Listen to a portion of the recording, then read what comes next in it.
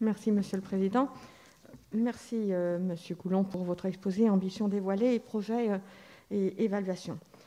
Rappelons tout d'abord que le Haut Conseil de l'évaluation et de la recherche et de l'enseignement supérieur est une autorité administrative indépendante. Selon les mots de M. Patrick Gélard dans son rapport sénatorial sur les autorités administratives indépendantes, je cite entre guillemets, « L'indépendance de l'autorité implique d'abord l'absence de toute tutelle au pouvoir hiérarchique à son égard de la part du pouvoir exécutif.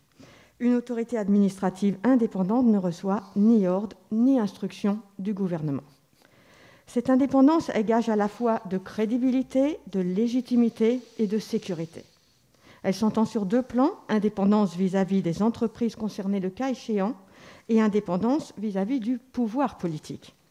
C'est bien ce dernier point qui pose problème et constituerait un obstacle à cette nomination. Sans même préjuger de vos compétences, dont nul ne doute pour ce type de poste, il semble que vous ne présentiez pas les garanties d'indépendance nécessaires à la présidence d'une autorité administrative indépendante. D'une part, à cause de votre poste de conseiller auprès de la présidence de la République, évidemment.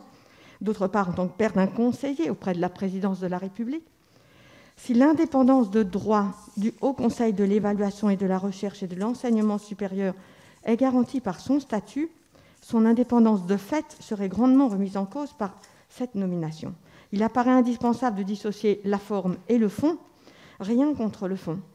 En revanche, quelles que soient par ailleurs vos qualités dont nul ne doute, la nature même d'une autorité administrative indépendante nous empêche de pouvoir vous nommer à ce poste et pose de vraies questions fondamentales. Je vous remercie.